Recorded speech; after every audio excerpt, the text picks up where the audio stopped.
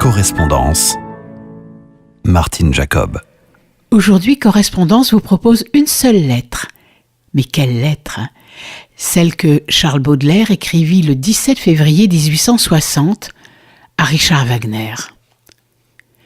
Début de l'année 1860, des milliers de Parisiens se pressent à la salle Ventadour pour écouter la musique du compositeur allemand Richard Wagner. Richard Wagner s'apprête à diriger 3 concerts mêlant plusieurs de ses opéras, Le Vaisseau fantôme, Lohengrin et Tannhäuser. Dans l'auditoire, un homme est particulièrement émerveillé par le spectacle, c'est Charles Baudelaire. Quelques jours après la dernière représentation, le poète écrit à Wagner toute son admiration. Un génie écrit à un autre génie.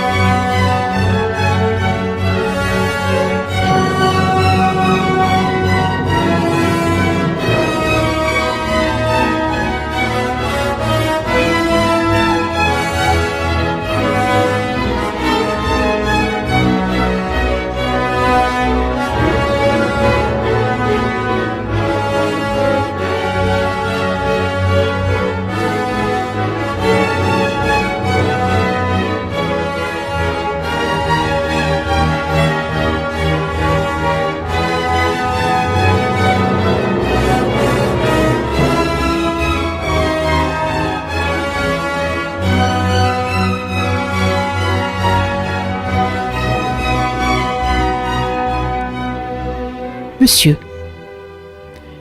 je me suis toujours figuré que, si accoutumé à la gloire que fut un grand artiste, il n'était pas insensible à un compliment sincère, quand ce compliment était comme un cri de reconnaissance, et enfin que ce pouvait avoir une valeur d'un genre singulier quand il venait d'un Français, c'est-à-dire d'un homme peu fait pour l'enthousiasme et né dans un pays où l'on ne s'entend guère plus à la poésie et à la peinture qu'à la musique.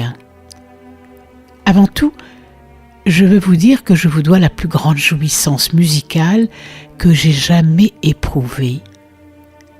Je suis d'un âge où on ne s'amuse plus guère à écrire aux hommes célèbres, et j'aurais hésité longtemps encore à vous témoigner par lettres mon admiration si tous les jours mes yeux ne tombaient sur des articles indignes, ridicules, où on fait tous les efforts possibles pour diffamer votre génie. Vous n'êtes pas le premier homme, monsieur, à l'occasion duquel j'ai eu à souffrir et à rougir de mon pays. Enfin, l'indignation m'a poussé à vous témoigner ma reconnaissance. Je me suis dit, je veux être distingué de tous ces imbéciles.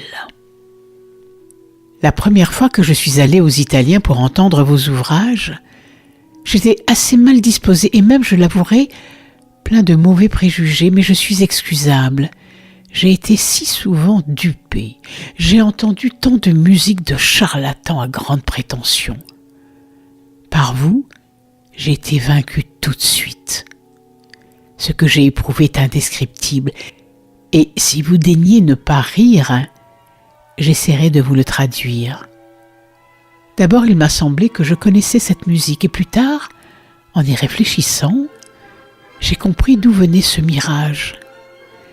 Il me semblait que cette musique était la mienne, et je la reconnaissais comme tout homme reconnaît les choses qu'il est destiné à aimer. Pour tout autre que pour un homme d'esprit, cette phrase serait immensément ridicule, surtout écrite par quelqu'un qui, comme moi, ne sait pas la musique et dont toute l'éducation se borne à avoir, avec grand plaisir il est vrai, quelques beaux morceaux de Weber et de Beethoven. Baudelaire continue sa lettre à Richard Wagner. Ensuite, le caractère qui m'a principalement frappé, ça a été la grandeur. Cela représente le grand et cela pousse au grand. J'ai retrouvé partout dans vos ouvrages la solennité des grands bruits, des grands aspects de la nature et la solennité des grandes passions de l'homme. On se sent tout de suite enlevé et subjugué. L'un des morceaux les plus étranges et qui m'ont apporté une sensation musicale nouvelle est celui qui est destiné à peindre une extase religieuse. L'effet produit par l'introduction des invités et par la fête nuptiale est immense. J'ai senti toute la majesté d'une vie plus large que la nôtre. Autre chose encore, j'ai éprouvé souvent un sentiment d'une nature assez bizarre. C'est l'orgueil et la jouissance de comprendre, de me laisser pénétrer, envahir, volupté vraiment sensuelle et qui ressemble à celle de monter dans l'air ou de rouler sur la mer. Et la musique en même temps respirait quelquefois l'orgueil de la vie. Généralement, ces profondes harmonies me paraissaient ressembler à ces excitants qui accélèrent le pouls de l'imagination. Enfin, j'ai éprouvé aussi, et je vous supplie de ne pas rire, des sensations qui dérivent probablement de la tournure de mon esprit et de mes préoccupations fréquentes. Il y a partout quelque chose d'enlevé et d'enlevant, quelque chose aspirant à monter plus haut, quelque chose d'excessif et de superlatif. Par exemple, pour me servir de comparaison empruntée à la peinture, je suppose devant mes yeux une vaste étendue d'un rouge sombre. Si ce rouge représente la passion, je le vois arriver graduellement par toutes les transitions de rouge et de rose à l'incandescence de la fournaise. Il semblerait difficile, impossible même, d'arriver à quelque chose de plus ardent. Et cependant, une dernière fusée vient tracer un sillon plus blanc sur le blanc qui lui sert de fond. Ce sera, si vous voulez, le cri suprême de l'âme montée à son paroxysme. J'avais commencé à écrire quelques méditations sur les morceaux de Tannhäuser et de Lohengrin que nous avons entendus, mais j'ai reconnu l'impossibilité de tout dire. Ainsi, je pourrais continuer cette lettre interminablement. Si vous avez pu me lire, je vous en remercie. Il ne me reste plus à ajouter que quelques mots. Depuis le jour où j'ai entendu votre musique, je me dis sans cesse, surtout dans les mauvaises heures, si au moins je pouvais entendre ce soir un peu de Wagner. Il y a sans doute d'autres hommes faits comme moi. En somme, vous avez dû être satisfait du public dont l'instinct a été bien supérieur à la mauvaise science des journalistes. Pourquoi ne donneriez-vous pas quelques concerts encore en y ajoutant des morceaux nouveaux ? Vous nous avez fait connaître un avant-goût de jouissances nouvelles. Avez-vous le droit de nous priver du reste ? Une fois encore, monsieur, je vous remercie. Vous m'avez rappelé à moi-même et aux grands dans de mauvaises heures. Charles Baudelaire. Je n'ajoute pas mon adresse parce que vous croiriez peut-être que j'ai quelque chose à vous demander.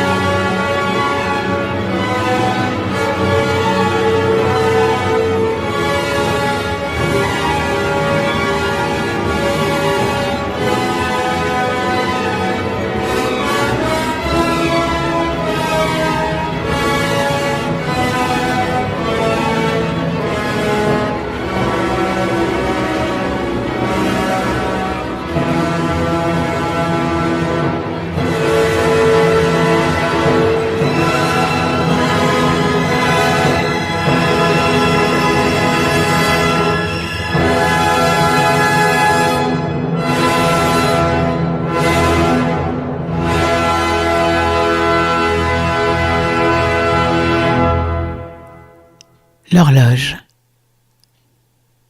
Horloge. Dieu sinistre, effrayant, impassible, dont le doigt nous menace et nous dit « Souviens-toi ».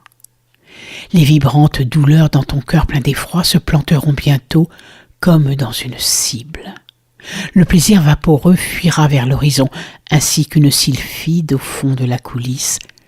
Chaque instant te dévore un morceau du délice, à chaque homme accordé pour toute sa saison. 3600 fois par heure la seconde chuchote « Souviens-toi ». Rapide avec sa voix d'insecte, maintenant dit « Je suis autrefois, et j'ai pompé ta vie avec ma trompe immonde. » Remember, souviens-toi prodigue, esto memor. Mon gosier de métal parle toutes les langues, les minutes, mortelles folâtres, sont des gangs qu'il ne faut pas lâcher sans en extraire l'or. Souviens-toi que le temps est un joueur avide qui gagne sans tricher à tout coup. C'est la loi. Le jour décroît, la nuit augmente, souviens-toi. Le gouffre a toujours soif, la clepsydre se vide. Tantôt sonnera l'heure où le divin hasard, où l'auguste vertu, ton épouse encore vierge, où le repentir même, oh, la dernière auberge, où tout te dira « Meurs, vieux lâche ». Il est trop tard. Charles Baudelaire.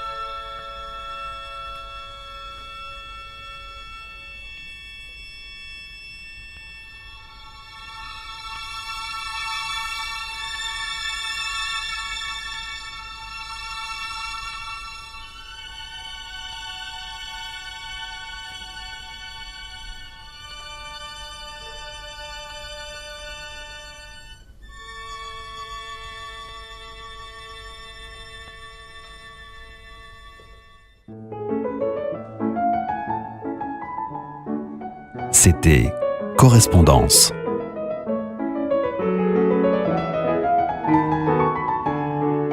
Une émission préparée et présentée par Martine Jacob.